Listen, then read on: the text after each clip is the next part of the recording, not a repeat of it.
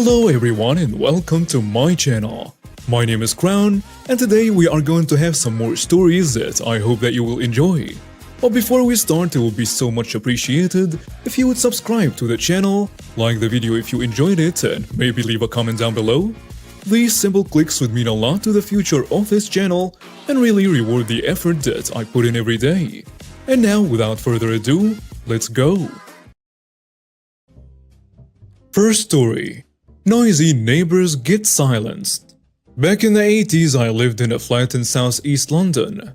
The flat was located in a small tower block 10 stories high with 4 flats per floor, one per corner as it were, and the flat overlooked a local park and afforded very nice views of the area. The neighbors were generally very amenable, but everybody tended to keep to themselves. So no one had any problems with anyone. That all changed when a new family moved into a flat down on the second floor, on the same corner of the building where we lived. We lived on the 8th. They were not the most gracious of individuals, frequently leaving rubbish bags strewn around their floor's lobby for days, rather than depositing them in the communal bins, and parking their cars in other residents' allocated parking spots. In other words, the epitome of the appellation chav. Complaints to the local council invariably fell on deaf ears. They soon developed a reputation for hosting loud drunken parties on the weekends, which tended to go past midnight. This was pretty freaking annoying for us and the other residents, but we were somewhat less affected due to the distance between our respective flats. One particular Friday evening, however, proved to be the straw that broke the camel's back. At around 10 p.m. we heard the music start up, but it now appeared that the host had recently purchased a new sound system, because the bass was now intolerably loud. I can only surmise that a peculiarity of the building's design, coupled with what sounded like much larger bass speakers, appeared to magnify the effect in our bedroom to the point where it made it quite impossible to sleep. At about 11:30 p.m. I trotted downstairs and knocked on their door. It was flung open by what I could only assume to have been the male resident, looking somewhat the worse for wear. I politely asked him if he'd mind turning the music down as it was very loud, rattling the furniture in my flat and making it difficult to sleep. Get lost! Door slams. Charming, I thought. So I went back upstairs and called a non-emergency police number and explained the situation. They assured me that someone would be around in due course. Being a Friday night, I reckoned it might take an hour or two. So with much wailing and gnashing of teeth, we sat there waiting for the cops to rock up. Sure enough, about an hour later, I saw a patrol car pull up and a couple of London's finest enter our building. A few moments later, the music gets turned down and the police leave. No sooner had the car disappeared up the street then the music went back up to its previous level. We endured it for another half hour, no change, so once again I called the cops. This time it takes closer to 2 hours for them to turn up. Yep, definitely a busy Friday night. They finally arrived around 3 a.m. and once again, the music is reduced to a sensible level. Unfortunately, shortly after they depart, back up goes the volume to its previous furniture-shaking intensity. As you might imagine, by now I was royally angry. Indoors too. Someone not normally prone to displays of anger was positively foaming at the mouth, and looked like she was single-handedly going to reenact the Battle of Austerlitz in glorious technicolor together with full orchestral accompaniment. It was then that I had a dazzling idea, one so fiendishly cunning and yet devilishly simple. A guaranteed cast iron 100% pure 24-karat stunker of an idea, so brilliant that I felt certain that within a few minutes I could stop this once and for all, and execute my plan in such a way as to make it impossible to trace back to me. Cue maniacal cackling whilst twirling imaginary mustache. Grabbing my toolkit, I crept down the stairwell to the second floor, just to double-check the actual flat number. Having confirmed the number, I went back up to the fourth floor, and in the stairwell just next to the exit door to the fourth floor lobby was a wooden access door that concealed one of the two electrical distribution panels for the entire building. The door was only secured by a simple square key fitting, and the application of a large flat plate screwdriver would pop the latch no problem. Thus, I opened the door to reveal the distro itself. Pulling the cover open, I was presented with a large panel containing 20 large 80-amp fuses, one each for the lower set of flats. Each one was neatly labeled with the flat's number, and it was but a moment to locate the appropriate one. Now, by one of those happy coincidences that usually only occur in the more egregious examples of the Hollywood B-movie, I just happened to have in my toolkit a dead fuse of exactly the same type and capacity. A few weeks previously, I'd had to replace a similar fuse in a theater where I worked, and I'd absent-mindedly tossed the dead fuse in my toolbox, where I'd promptly forgotten about it until now. Now, with all my ducks in a neat row, I pulled the fuse carrier for the miscreant flat out. Instant blessed silence. I rapidly swapped the live fuse for the dead one, and reinserted the carrier. Securing everything back up again, I casually strolled back upstairs to enjoy a few hours in hallowed arms of Morpheus. Addendum. Some weeks later, the troublesome family were moved out of their flat. It transpired that the local council had received so many noise complaints over the previous 6 months that they were obliged to rehouse them elsewhere. Next story. He's supposed to be setting an example. Years ago, when I was attending Naval Nuclear Power School in Orlando, my best friend and I were involved in an incident at the Navy Exchange on base. It was payday, so after class, my friend and I headed over to the exchange to cash out checks and pick up a few things. The exchange was part of a cluster of shops with a covered area connecting them. With the blazing Florida sun that day, there was quite a crowd gathered in a shaded area.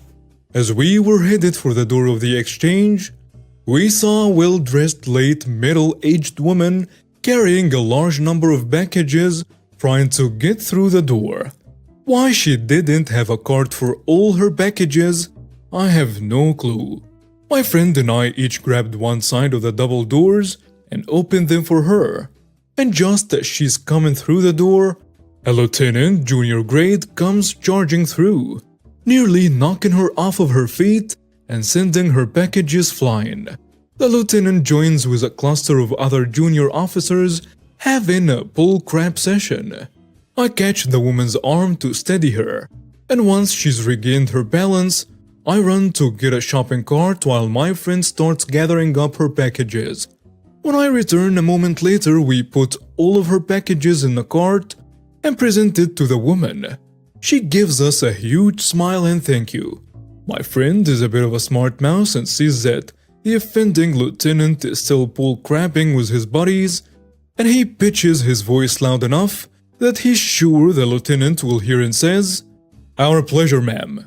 Some of us do not require an act of Congress to be gentlemen." Even though I'm laughing at this verbal barb, alarm bells are sounding in my head. Sure enough, the lieutenant has indeed heard then, is striding our way, red-faced and breathing fire. My friend and I pop to attention, and he proceeds to ream us each a new one. I must admit his command of profanity was impressive, and coming from a sailor, that's saying something. During this tirade, I noticed that the lady we assisted has pushed her cart over to another small group of officers, talking to them, and pointing in our direction. One of the officers detaches himself from the group and comes striding, I swear. I had never seen as many scrambled eggs gold braid on a hat in my life, and his shoulder boards have 2 stars. It is a base commanding officer. Oh my god. We're done for now. My friend and I are starting to reach out for our IDs and getting ready to be put on report. He looks at us and says, "Gentlemen, thank you for assisting my wife. You may go now." We snap out salutes and a brisk yes sir, and beat feet into the exchange. We look back through the glass wall to see the lieutenant standing at a very rigid attention while the admiral reduces him to a quivering bottle. I don't know what happened after that, but it's likely that he had very limited advancement potential and wasn't very happy with the choices of duty stations he had available to him. Next story. My mother ruins an anti-vaxxer Karen and her cronies. Background. The subject of this story is my mother. I will call her Amber. She's in her late 70s and works for a women's clothing store which caters specifically to older clientele. She's been working for this particular company for some 20 years now. The manager of the store is the absolute epitome of a Karen. So let's call her Karen.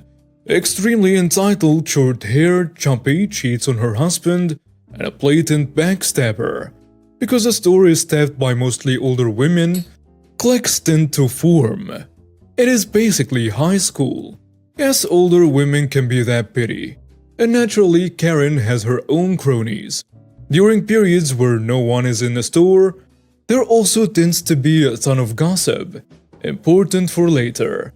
The assistant manager, let's call her Jackie, is also one of Karen's lackeys and she's such a sucker-up to Karen. If Karen does something, then Jackie isn't far behind, etc. Amber is a bit of a bullbuster, and she has zero tolerance for garbage in her personal life. Over the years, she has tried to stay impartial when it comes to her work. However, because to her it's all about professionalism, she also has empathy, which is something that seems to be in short supply with these other women. It also helps that she has been the top seller for her district for some 10 years running despite working part-time. Karen and Jackie absolutely hate her for it. So much so that Karen routinely schedules her for hours which are not especially good. Despite this though, Amber still has her loyal clientele. She always comes out on top against the other sales associates in total sales almost every quarter. As expected, this naturally feeds a horrible feedback loop with Karen and Jackie. When COVID hit, the company decided to cut all commission for sales associates. The commission was one of the main reasons why Amber endured Karen and Jackie's nonsense. While she only made slightly above the state's minimum wage, with a commission she could double or even triple that amount on good days. According to her, no other retailer in the area offers this kind of system, and it's pretty unlikely that the company will reinstate it even after COVID ends. Along with the cut in wages, the store was also forced to decrease the amount of hours that they could offer to their associates. Karen took this as a way to essentially bar Amber from working at the store. While other associates were getting 8 to 10 hours a week, Amber would see maybe 6 if she was lucky, and they would be during times of low customer traffic. Karen could get away with this because the district manager is also in her pocket. Along with the reduced hours and the removal of commissions, the store naturally had a mandatory mask policy for all the employees and customers. Karen and her lackeys would often whine and complain about how unnecessary this was because according to them, COVID is a hoax, and wearing masks makes you subservient to the government. There were a few incidents where Karen would let people without masks into the store, despite the state and company mandates. Amber refused to rock the boat, however, so when this would happen, she would go into the back of the store and stay as far away from these people as possible. During this period in time, a friend of the family and good friend of Amber's passed away due to complications from COVID. The funeral was set for a time when Amber was scheduled to work, so she called out that day. Karen and Jackie attacked Amber and the deceased, claiming that she must have caught the flu or been in bad health, and that Amber was feeding into the lie. Oh, how nice it must be to live such a privileged life. Not long after, a few of the store's loyal clients also passed away from COVID, and still Karen and Jackie, along with her groupies, maintain their narrative in the most vindictive way possible. Every time someone died, it must have been because of bad life choices or bad health. Never was it attributed to the global pandemic that was claiming thousands of people a day, according to Karen and her groupies. Recently, the COVID restrictions have started to lift and many of the clientele and employees have gotten their vaccines. This included submitting paperwork to show that you have indeed obtained the vaccine, or a note from a doctor explaining why you couldn't have one. Not Karen nor Jackie though. To them, getting the vaccine would be like pumping poison into their veins. Instead, they decided to use fake COVID white cards with their information, effectively forging the documents. Amber, however, has suggested multiple times that they just get the vaccines because it's something that is mandated by the company. All the employees must get vaccines when they are available. And given that almost all of the employees are above the age of 60, they have been eligible for the shots for months now.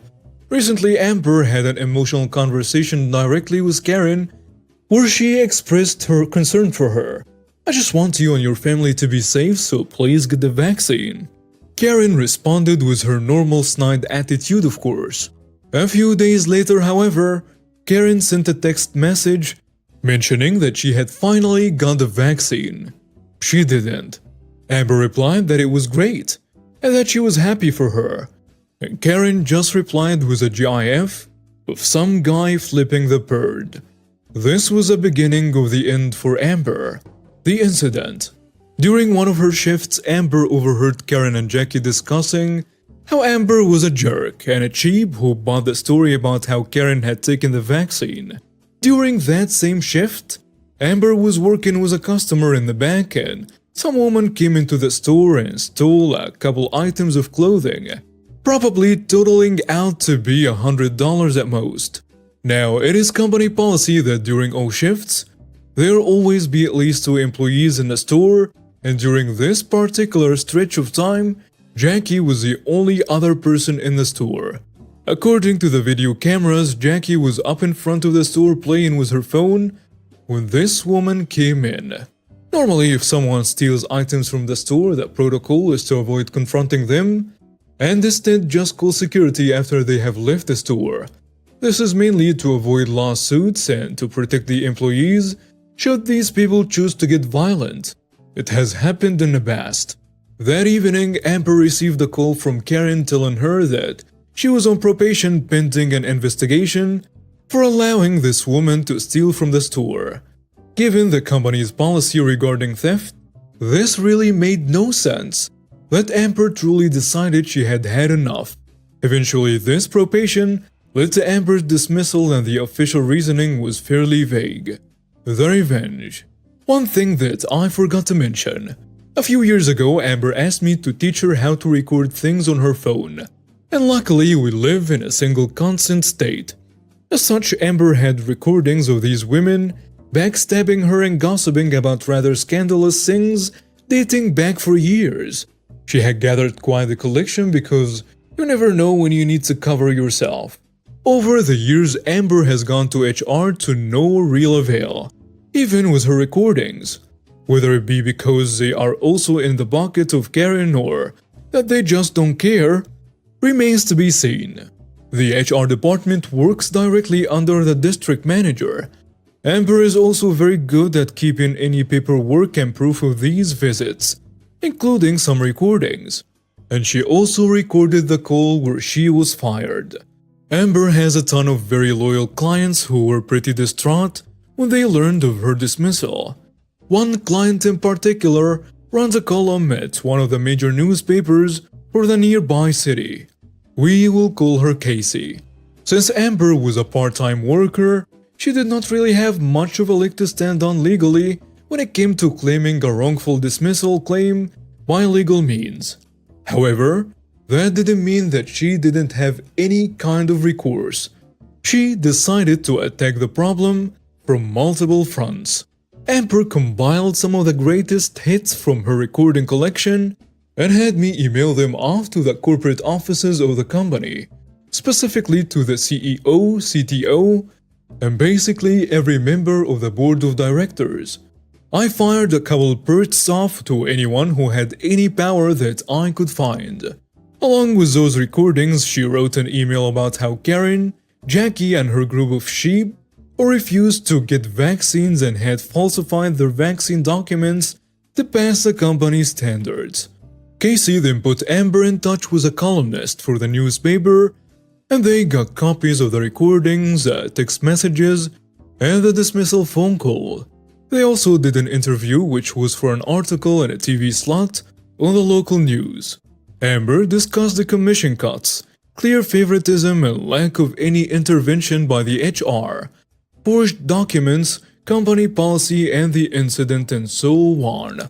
Basically anything relevant to paint these women in a terrible light. Among some of these recordings were bits of gossip that included conversations regarding Karen's various cheating incidents over the years. She was married, and Amber also wrote an anonymous email to the husband that included some of these recordings. The fallout. Crap hit the fan pretty fast, as you can probably imagine. Karen, Jackie, the district manager, and a couple of the groupies were immediately fired and put under investigation for forging documents. While forging a vaccine card isn't really something too serious, it could lead to some pretty hefty fines. There is no specific law against forging the vaccine white cards. However, because the white cards contain the government seal, well, you can just imagine how illegal that might be. Let's just say the FBI has stepped in on this one. One of the recordings featured Karen admitting to using forged cards. After the article and TV slot ran on the local news, the CEO reached out to Amber to formally apologize for the behavior of the HR, the district manager, Karen, and Jackie. She even went so far as to offer Amber a raise, but Amber declined because she found a job that actually paid a fair wage and let her work on her own time. The real witch of it for the CEO and the board was the fact that their employees were breaking the company policy for a store that exclusively catered to older women regarding a virus that tends to kill older people. They got some heavy public backlash for this. Karen's husband seemed to have separated from her after finding out about her infidelity. How whether or not this will lead to a divorce remains to be seen. The best part for Amber, many of her clients started coming to her new store, and again, she's killing it as one of the best sales associates. And now we have reached the end of today's stories. Thank you for watching and see you next time.